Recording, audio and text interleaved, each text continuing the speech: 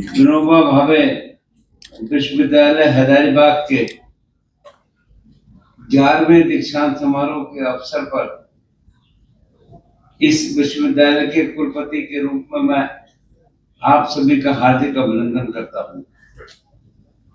ये दीक्षांत समारोह केवल उपाधि प्राप्त करने का औपचारिक आयोजन नहीं है, बल्कि डिग्री प्राप्त करने वाले विद्यार्थियों के परिश्रम, अनुशासन, धैर्य और निरंतर साधना का प्रतीक है। मैं उपाधि प्राप्त करने वाले सभी विद्यार्थियों, उनके अभिभावकों एवं मार्गदर्शक साथीगण, समर्पित गुरुजन तथा विश्वविद्यालय परिवार को हार्दिक बधाई देता हूं। प्रिय विद्यार्थियों, दीक्षांत अपने जीवन के एक महत्वपूर्ण अध्याय की पूर्णता है और साथ ही एक नए अध्याय का शुभारंभ भी है। आपने जिस ज्ञान, मूल्यबोध और संस्कारों को इस विश्वविद्यालय की गोद में प्राप्त किया है, अब उन्हें समाज के व्यापक हित में प्रयोग करने का दायित्व आपके कंधों पर है। विश्वविद्यालय भूदान यज्ञ के प्रणेता संत विनोबा भावे जी के नाम पर स्थापित है, जिन्होंने अपने संपूर्ण जीवन को समाज सुधार और भूदान जैसे महान यज्ञों के लिए समर्पित कर दिया था। कि आप अपने आचरण और कर्म से इन मूल्यों को जीवंत रखेंगे, बल्कि एक संवेदनशील, जिम्मेदार और कर्तव्यनिष्ठ नागरिक का निर्माण करना है। हमारा देश ऐसे युवाओं की ओर आशा भरी दृष्टि से देख रहा है, जो चुनौतियों से घबराते नहीं, बल्कि उन्हें अवसर में बदलते हैं। जीवन में सफलता के पथ पर आगे बढ़ते हुए ईमानदारी, परिश्रम और नैतिकता को अपना मार्गदर्शक बनाइए और विकसित भारत 2047 एवं आत्मनिर्भर सशक्त भारत के निर्माण में अपना सक्रिय योगदान सुनिश्चित करिए। याद रखिए, सच्ची सफलता वही है जो समाज के अंतिम व्यक्ति तक आशा और विश्वास पहुंचाए। मैं आप सभी विद्यार्थियों से अपेक्षा करता हूं, आप जीवन के महत्व को केवल अपने तक सीमित न रखें। समाज के प्रति भी आपका एक बड़ा दायित्व है। यदि प्रत्येक शिक्षित युवा कम से कम एक बच्चे को पढ़ाई की जिम्मेदारी ले ले, तो समाज से अशिक्षा और अंधकार स्वतः दूर हो सकता है। शिक्षा का दीपक जब तक एक से दूसरे तक पहुंचता है, तभी राष्ट्र का भविष्य उज्जवल बनता है। विद्यालय की भूमिका केवल डिग्री प्राप्त करने तक सीमित नहीं है। ये विचार, चरित्र और चेतना के केंद्र होते हैं। मेरी अपेक्षा है कि विश्वविद्यालय शैक्षणिक गुणवत्ता, शोध एवं सामाजिक सरोकारों की दिशा में अपने प्रयासों को और मजबूत करे। मैं चाहता हूं कि हमारे राज्य के विश्वविद्यालयों की गणना देश के उत्कृष्ट विद्यालयों में हो। यहाँ ज्ञान हासिल करने के लिए अन्य राज्यों के विद्यार्थी भी लालसा रखें। छात्र हित में विश्वविद्यालय के प्लेसमेंट सेंटर की ओर प्रभावी बनाने की आवश्यकता है। साथ ही प्लेसमेंट सेंटर के पास विद्यार्थियों का समग्र एवं अद्यतन डाटा भी उपलब्ध होना चाहिए। माननीय प्रधानमंत्री श्री नरेंद्र मोदी जी के नेतृत्व में राष्ट्रीय शिक्षा नीति 2020 के माध्यम से शिक्षा को समावेशी, मूल्यपरक और समाजोपयोगी बनाने की दिशा में सतत प्रयास किए जा रहे हैं। इस नीति के माध्यम से नई पीढ़ी को अवसरों के साथ साथ जिम्मेदारियों का भी बोध कराया गया है। कर्मों से बनती है। सफलता और असफलता दोनों ही जीवन के स्वाभाविक पक्ष है, परंतु जो व्यक्ति असफलता से सीख लेकर आगे बढ़ते हैं, वही स्थायी सफलता प्राप्त करते हैं। स्वामी विवेकानंद सभागार के में उपस्थित आप सभी देवियों सज्जनों का इस आयोजन में हार्दिक अभिनंदन और स्वागत है।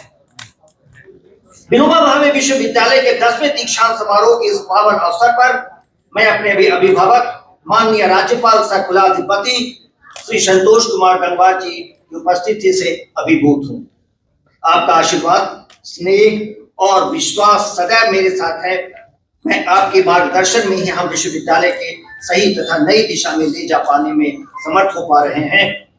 महोदय, आप जैसे अभिभावक का स्नेह यूं ही हम पर बना रहे और हम आपकी इच्छा और आकांक्षा के अनुरूप ज्ञान के प्रसार में योगदान करते रहें। आपने अपने व्यस्तम क्षणों में से बहुमूल्य समय हमें और हमारे विद्यार्थियों को दिया है, हम इसके लिए आभारी हैं।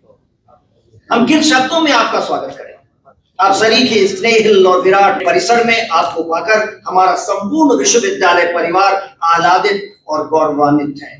साथियों ने अपनी उपलब्धियों से हमारे उत्साह को कई गुना बढ़ाने का सराहनीय काम किया है। विद्यार्थियों की उपलब्धियों की चमक से ही हमारा उत्साह वर्धन होता है और हमें दायित्व बोध भी जागृत होता है। हमें जिन ऊंचाइयों तक पहुंचना है वहां तक हमारे विद्यार्थी ही शिक्षकों की सहायता से पहुंच सकते हैं। महोदय, आपके समक्ष विनम्र भाव से मैं अपने योगदान के उपरांत विनोबा भावे विश्वविद्यालय में शैक्षिक विकास के लिए उठाए गए कदमों की ओर आपका ध्यान आकर्षित करना चाहूंगा। भारतीय ज्ञान परंपरा पर आधारित हजारीबाग व्याख्यान माला की शुरुआत जो आपने अपने राजभवन में ही लोक भवन में ही हमें दिया था, की शुरुआत करते हुए सभी ज्ञान अनुशासनों में भारतीय ज्ञान परंपरा के समायोजन की पहल की गई है।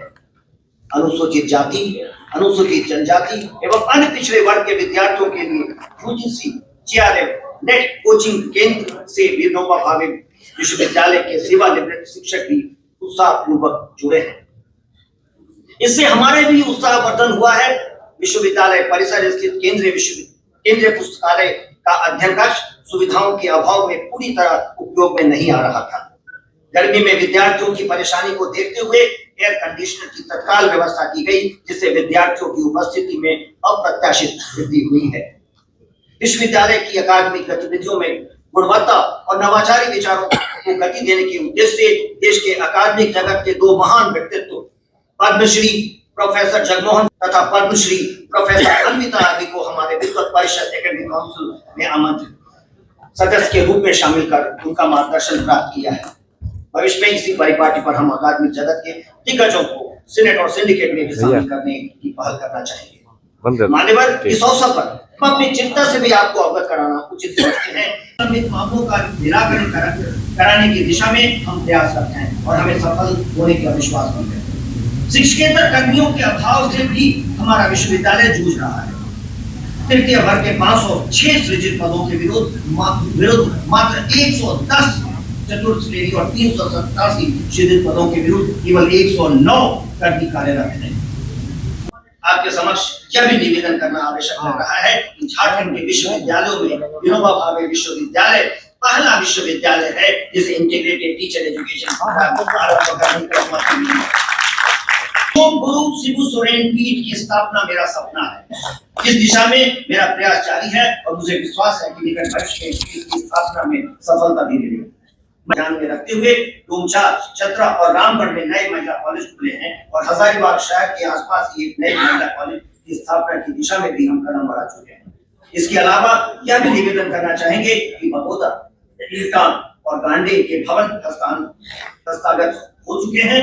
सिमरिया में नए डिग्री कॉलेज की स्थापना को राज्य सरकार की कैबिनेट से स्वीकृति मिल चुकी है तथा जमुआ, बड़कागांव और मांडू में नए डिग्री कॉलेजों की स्थापना की प्रक्रिया जारी है। अधिकतम कार्य डिजिटल तथा ऑटोमेटेड मोड में हो सके इस दिशा में भी हम बढ़ चुके हैं। के समर्थ पोर्टल को कार्यान्वयन में लाया गया है और अनेक मॉड्यूल पर काम शुरू कर चुके हैं।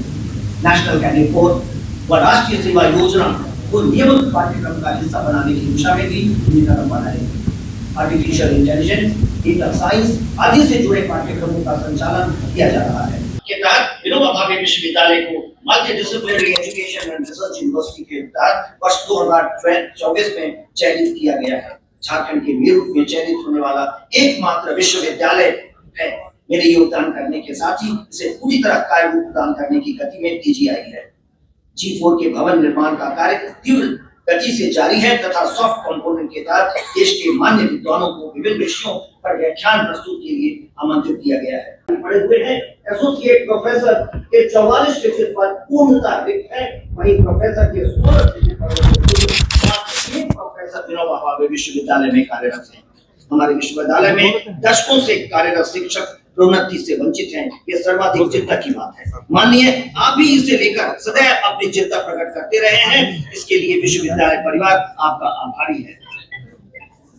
शिक्षकेतर कर्मियों व शिक्षकों के वर्षों से लंबित वेतन निर्धारण के कार्य को गति देने का प्रयास हमने गंभीरता से किया है। इसका सकारात्मक परिणाम भी मिलने लगा है। नवंबर माह की 24 से 26 तारीख को झारखंड सरकार के उच्च शिक्षा निदेशालय की ओर से उच्च शिक्षा गौरवान्वित होने वाला ये पल होता है कि हम लोग को हमारे राज्यपाल द्वारा हमारी डिग्री प्रदान की गई है और उसमें स्वर्ण पदक मिलना, जिसमें हम अपनी पूरी जीवन का कुछ इतना साल देते हैं और उसमें ये हमें जब गोल्ड मेडल मिलता है और हमें जब डिग्री मिलती है वो भी हमारे गवर्नर के द्वारा, तो ये हमारे लिए बहुत ही सौभाग्य की बात है और हम बहुत बहुत इसके लिए धन्यवाद कहना चाहेंगे। आगे की लाइफ का गोल क्या है?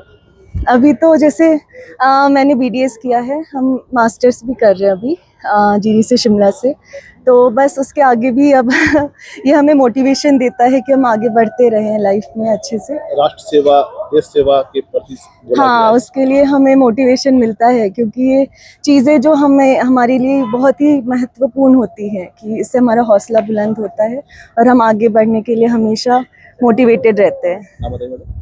डॉक्टर अनुकृति पाठक। सर्टिफिकेट मिला, गोल्ड मेडल हाँ, मिला जैसा कि मैंने लॉ के क्षेत्र में गोल्ड मेडल प्राप्त किया है। अभी मैं झारखंड हाई कोर्ट में एज अ एडवोकेट कार्य कर रही हूँ।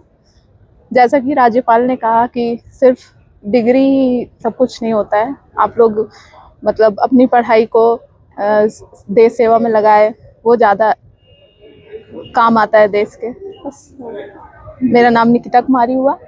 ये बहुत ही अच्छी चीज़ है, ये स्टूडेंट्स को मोटिवेट करती है और उनको आगे अपने भविष्य में अच्छा करने के लिए प्रेरणा मिलती है। किसी भी चीज़ में मोटिवेशन तो बहुत ज़रूरी है ना, जैसे हम टॉपर हैं तो हमें सम्मान दिया गया, हमें कन्वोकेशन के थ्रू, तो ये बहुत ही अच्छी है। आज सर ने कहा कि राष्ट्र सेवा, देश सेवा के बारे में ऑब्वियसली हाँ, कितना महत्व रखता है राष्ट्र सेवा, देश सेवा? बहुत। हम सब जो अपने जगह पे काम कर रहे हैं, ये देश की सेवा ही कर रहे हैं। हर सारे लोग जहाँ पे भी काम कर रहे हैं। क्या नाम हुआ? मेरा नाम स्मृति सिन्हा है।